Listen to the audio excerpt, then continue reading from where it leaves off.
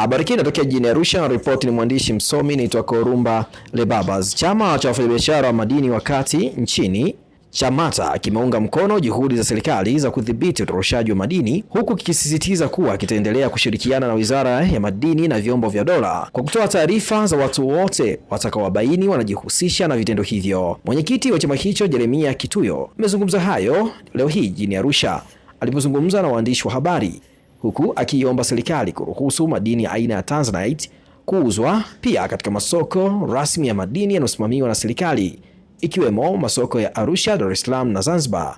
Tofauti na maelekezo ya sasa, madini hayo ghafi yanapaswa kuuzwa ndani ya ukuta wa Mererani pekee. Kipuyo anaeleza umuhimu wa uwepo wa madini hayo kwenye masoko mengine kwa uchumi wa taifa na mwananchi mmoja mmoja tunapoelekea kwenye mashindano makubwa ya mpira wa miguu ya AFCON yanayotarajiwa kufanyika hapa nchini. Naitwa Jeremia Simeon Kituyo, ni mwenyekiti wa wafanyabiashara wa madini nchini, chama cha mabroka wa kati nchini. Tunampongeza sana Mheshimiwa wakili msomi Anton Peter Mavunde kwa kazi nzuri anazofanya, hususan kupambana na watoroshaji wa madini. Kwa kweli CHAMATA kwa umoja wetu tunampongeza sana Mheshimiwa waziri. Mara kwa mara tumekuwa tukiona anavyokabiliana na watoroshaji wa madini, na jambo hili kwa upande wetu sisi kama wafanyabiashara linatufedhesha na kutuudhi sana. Tunatoa onyo kali sana kwa wale wote wanaojihusisha na utoroshaji wa madini. Tunaungana na serikali itaifishe mzigo wote wanaokamata na leseni kuzifreeze zisiendelee kufanya kazi.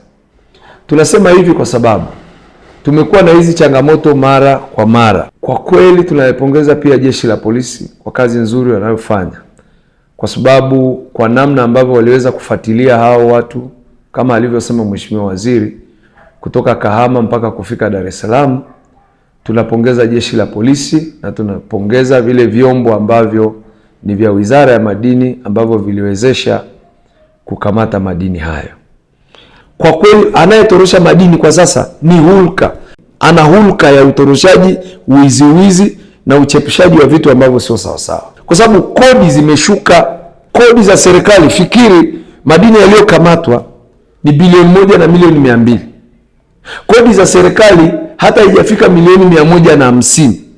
Lakini leo huyu mtoroshaji anapata hasara ya bilioni 1 na milioni 200. Na hili mimi niseme tu waandishi wa habari, kikweli tunaiunga sana serikali mkono katika jambo hili kwa kiwango kikubwa sana. Na sisi tutaendelea kutoa taarifa kwa wale watoroshaji asubuhi, mchana na jioni na usiku, kwa wakati wowote pindi tutakapokuwa tumewabaini. Jambo jingine, ndugu waandishi wa habari, mpaka sasa tumetimiza miaka 4 na kuendelea. Tanzanite imekuwa ni changamoto kubwa sana. Biashara ya madini hasa kwenye soko letu la Arusha, soko letu la Dar es Salaam ni masoko ambayo kwa kweli yanaonekana kufifia. Kwa nini biashara ya Tanzanite hairuhusiwi mpaka sasa? Haya ni maswali tunayojiuliza, tunaumia. Kwa nini serikali isiachie biashara hii ya Tanzanite? Mtu alipe kodi zote pale Mererani, lakini hiyo biashara iwe huru, iweze kuachiwa iwe huru. Tarehe 19 mwezi wa pili tulipata nafasi ya kuongea na Mheshimiwa Waziri Mkuu mkoa wa Kilimanjaro. Tulizungumza naye, tukamuomba, lakini pia leo naomba tena turejee kumuomba Mheshimiwa Waziri Mkuu. Mheshimiwa Waziri Mkuu, sisi ni watoto wako, sisi ni Watanzania, sisi ni wafanyabiashara. Tasnia hii ya madini imeajiri vijana wengi sana. Biashara ya Tanzanite ni biashara ambayo iliajiri vijana wengi sana. Kwa mfano sasa hivi tuna mashine za ukataji nyingi zimekaa hazifanyi kazi. Vijana ambao walikuwa wameajiriwa katika masuala ya ukataji wa madini sasa hivi hawana tena ajira. Tunasomesha chuo cha TGC hapa Arusha. tekniko tunasomesha vijana wetu kwenye masuala ya ukataji, lakini hakuna ajira. Kwa hiyo ni maombi yetu sisi kama chama cha wafanyabiashara wa madini wakati nchini CHAMATA, Mheshimiwa Waziri Mkuu, kwa heshima tunakuomba sana lile tamko la zuio liondolewe, kodi zilipwe kama ni pale Simanjiro Mererani, lakini biashara hiyo iwe huru. Hapa soko la madini ya Arusha hapa limefifia kwa kiwango kikubwa sana, na ukizingatia sana sasa hivi tunakwenda kwenye AFCON. Watalii au wageni watakaye kuja katika kipindi cha michezo wanahitaji Tanzanite. Na soko la kimataifa liko katika jiji letu la Arusha. Ni soko ambalo ni kubwa sana, limeshika masoko yote nchini, soko la hapa Arusha la madini. Sasa ukijaribu kuangalia tunapoelekea kwenye AFCON, Tanzanite itakuwa hamna kwenye kwa mfano sokoni. Hawa wageni tutakuwa tunawasumbua, lakini Watanzania ambao wanajiajiri na wenyewe wanakuwa wanahangaika.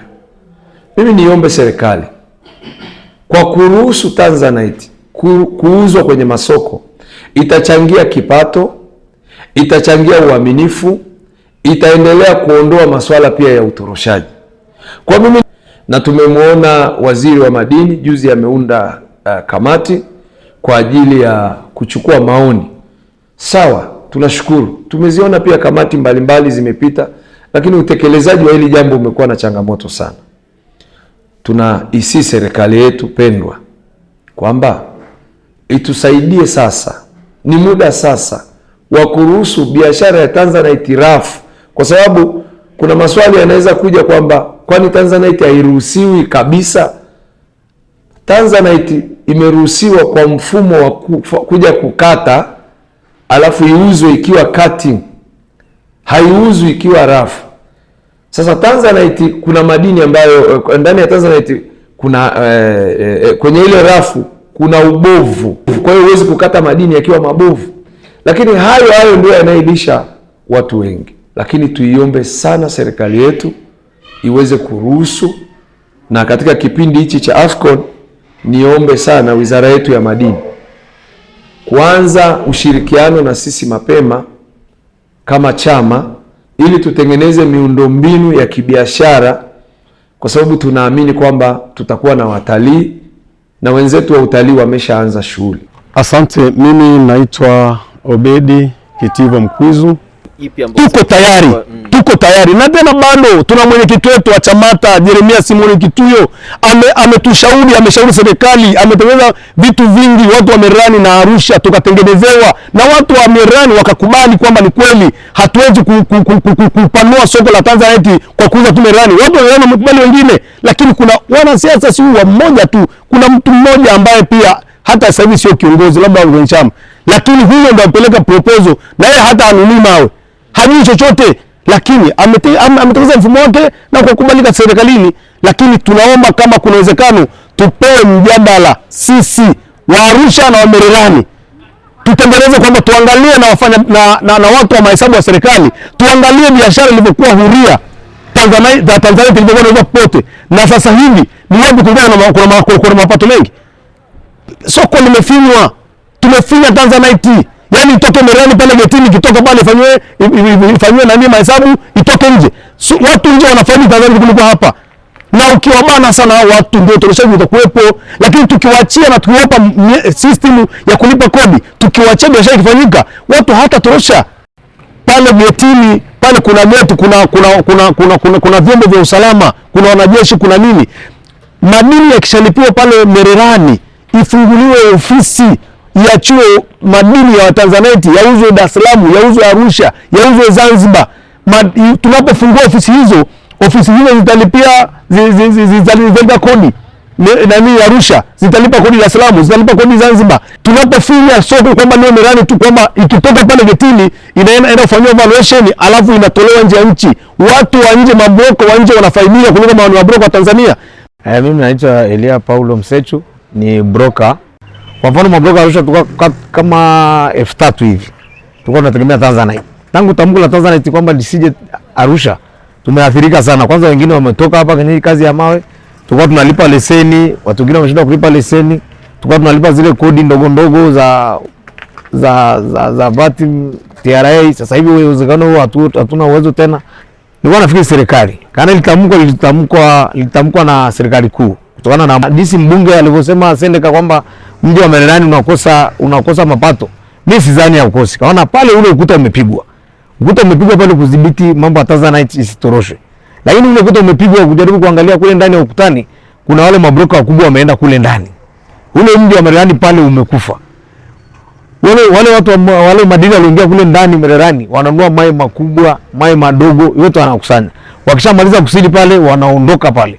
Hamna tena pale, ukienda Mererani, ule mji wa Mererani hakuna maofisi ya mawe kama zamani. Je, wewe ni mwanafunzi uliyemaliza form 6 au diploma na unaifikiria mbali? Je, azima yako ni kusoma katika chuo kikuu cha kimataifa na kupata uzoefu wa dunia nzima na kufungua fursa zisizo na mipaka? Eurasia iliyosajiliwa na TCU ni mshirika wako unayemwamini hapa Tanzania. Sisi ni wataalamu wa kuunganisha wanafunzi wa Kitanzania wenye malengo na vyuo vikuu bora na kozi bora zaidi duniani kote, kuanzia China, India, Malaysia, Canada, UK na kwingineko. Tunatoa mwongozo wa kibinafsi kwa kila hatua, kuchagua kozi sahihi, kurahisisha maombi, kupata scholarships na hata kusaidia masuala ya visa. Usiruhusu ndoto zako za kusomea kozi unayoipenda zibaki ndoto. Tembelea Eurasia leo, usomee kozi sahihi ya ndoto zako. Tupo Sky City Mall, floor ya 4, barabara ya ardhi, karibu na Mlimani City. Na kwa Dodoma, tupo karibu na ofisi za mkuu wa mkoa. Kwa mawasiliano zaidi 0765627770 au 0663482323. Eurasia, tutakuunganisha na tutakusimamia.